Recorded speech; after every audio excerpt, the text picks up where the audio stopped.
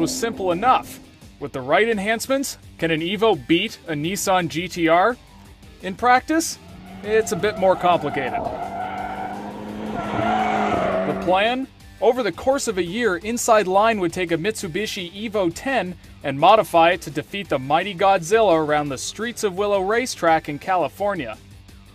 The last stock Evo GSR we tested set a best time at this 1.8-mile track at Willow Springs International Raceway of 1 minute, 32 seconds, and 51 hundredths. The GTR time to beat, 1 minute, 25 seconds, and 68 hundredths. To match the GTR's significant acceleration advantage, we estimated Project Evo would need about 430 horsepower, or 139 extra horses. The catch? Project Evo still had to be livable enough to serve in the Edmonds long-term fleet, ferrying kids to school and picking up the dry cleaning. It had to be as real-world friendly as the GTR that it was stacked up against. So we'd use street tires, pump gas, and maintain the full interior. There'd be no ripping out the back seat or air conditioner to save weight.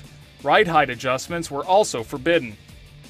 Tall order, and to do it, we started with a Garrett GT30R turbo and a 3-inch downpipe. Then came Cosworth camshafts, an AEM intake, and a full AMS exhaust and upgraded intercooler. We also upgraded the clutch and flywheel to handle the extra power.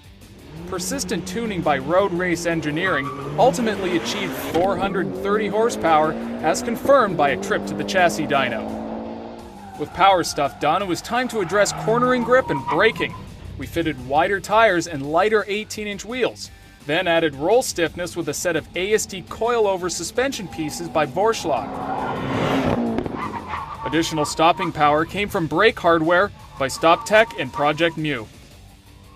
On paper, Project Evo had been much improved, but it was still the underdog compared to the GTR. The Streets of Willow would be the ultimate test.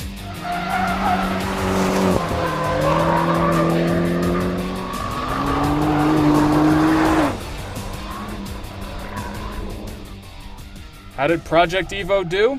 To Inside Line's very pleasant surprise, senior road test editor Josh Jaco turned a best lap of 1 minute, 25 seconds, and 31 hundredths. That's right, better than the original GTR time. Then, it was the GTR's turn to defend itself. Its best time, 1 minute, 25 seconds, and 22 hundredths. So the GTR still managed to win, but just barely. We expected Godzilla to thwack Project Evo like the frightened citizens of Tokyo, but it didn't. Turns out it came down to balance, superior grip, and the consequent ability to better handle the tricky technical elements of the Streets of Willow. So our plan fell just 1/10 of a second short. But a quick calculation of each car's 5 fastest runs showed that Project Evo actually had a faster average lap time. So we'll go ahead and call that a victory then. And better yet, we can still pick up the kids from school after the track.